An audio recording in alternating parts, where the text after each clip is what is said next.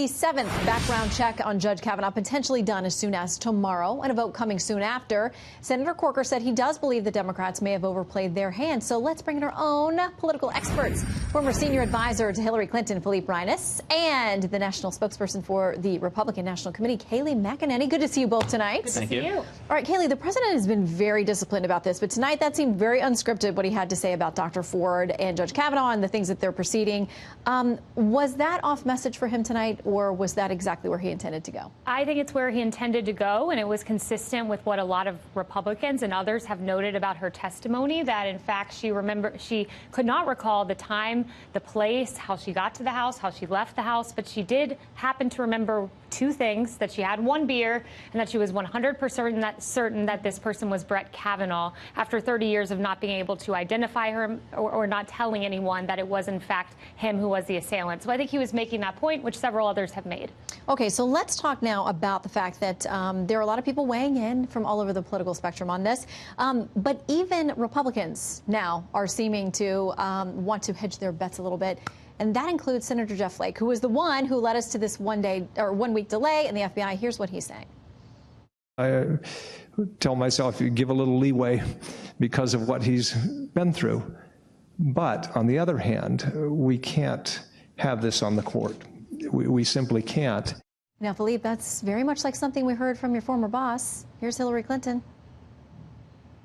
I think for anyone who believes there's such a thing as a judicial temperament, and that we want judges, particularly those on our highest court, to approach issues, approach plaintiffs and defendants with a sense of fairness, that there's a lot to be concerned about.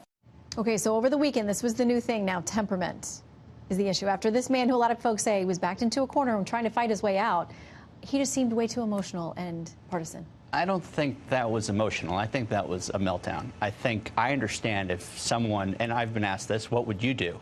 Would you just sit there? No. I would be indignant. I'd be upset. But you know what I would do? I would call for an investigation.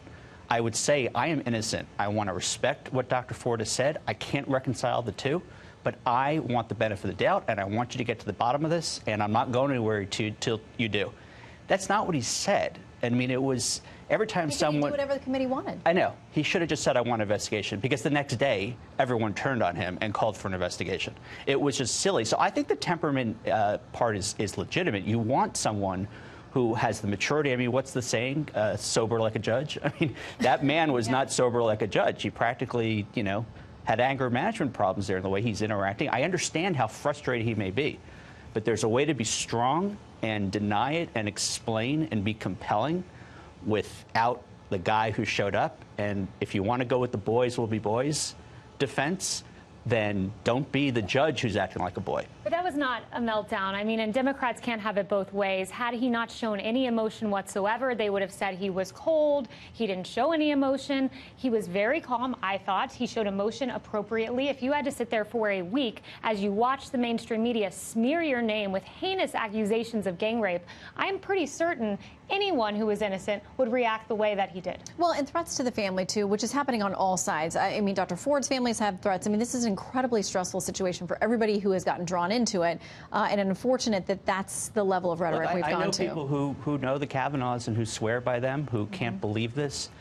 But I also, this woman came forward and she made a statement, and I don't understand what the Republican talking points are anymore. The president you just showed. Well, their talking point is there's no corroborating evidence. No. And that's what they're looking for. But is it mistaken identity that something did happen to this woman? Or is it she's lying and she's a left-wing shill? A lot of people definitely think something's happened. Let me read something here from Senator Coons. He says, I remain very concerned that we might not get the prompt but thorough investigation that these serious allegations warrant and that the Senate and the American people deserve.